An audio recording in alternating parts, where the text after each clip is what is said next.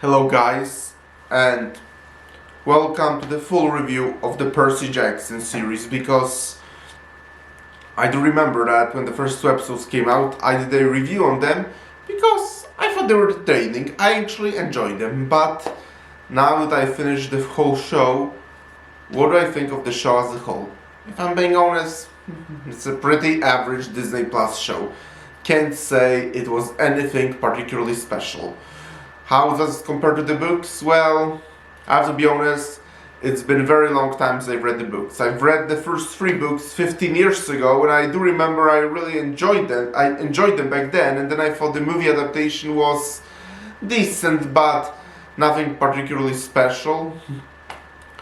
But I was kind of interested in the series, especially that this is a TV show, and obviously TV show will contain a lot more details than the books, so I was kind of looking forward to it. But it also shows the trend that Game of Thrones started, and now book adaptations are more likely to be adapted into TV series than movies, which isn't necessarily a bad idea. It might even be better, because if you adapt a book into a TV series, then you can include a lot more details from the books.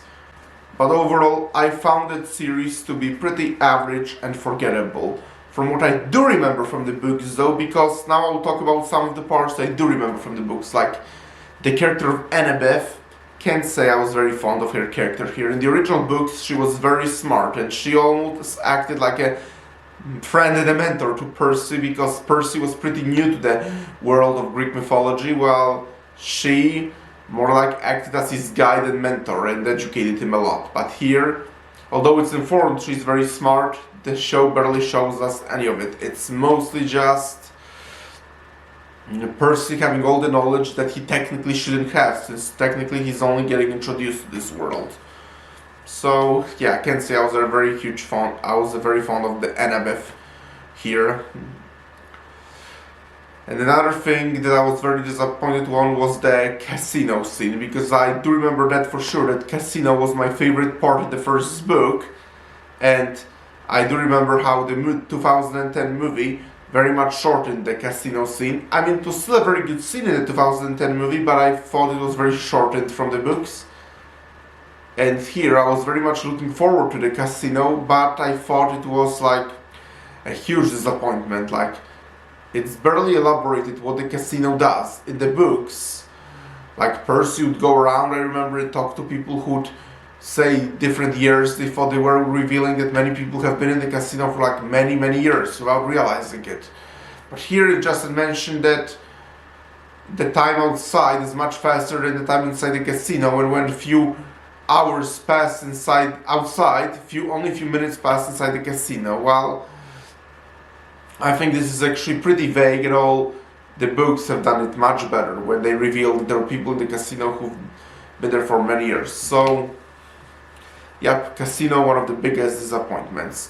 What I did like though also is that Hades was portrayed closer to how he was in the original books and Greek mythology, because I do know 2010 movie made him a main villain, something that they generally like to do now with Hades. Ever since the original animated Disney movie, almost every story portrays Hades as a villain, even though he was actually one of the nicer gods in Greek mythology. Like, Zeus was far more of a jerk than Hades. Although thankfully it seems like the trend of making Hades the main villain seems to be dying now, thankfully. And I'm glad this adaptation chose to go more with Greek mythology and original book series.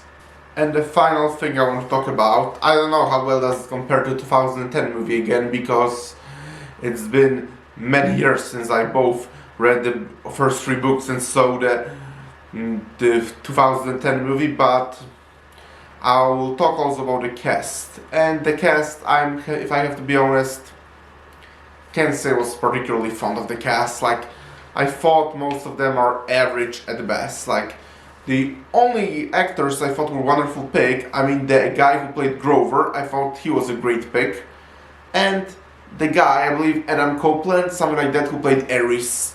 Yes, those two I think were phenomenal choices to play their characters, but the rest of the cast I think was pretty average at best. Overall, I have to say about the Percy Jackson series, wasn't particularly fond of it. It wasn't terrible by any means, and it was kind of entertaining, but if they make a season 2, I don't care honestly if they make a season 2. They might not, I don't care honestly. If they do make it, I will keep watching it, who knows, it might get better, but I won't shed a tear if they stop at season 1.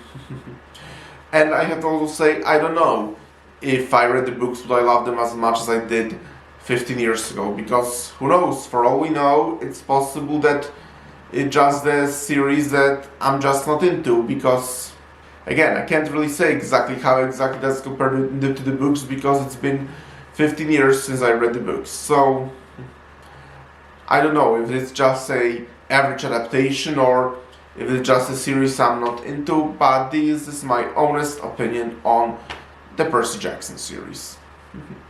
Not terrible, but pretty average and forgettable. But I do consider reading the books again, and we'll see how do the books hold up. Maybe I will feel about them the same way as I feel about the show. But thank you guys for checking out this video. Press the like button. Please subscribe to this channel. And I will talk to you soon in another video. Talk to you later. Bye.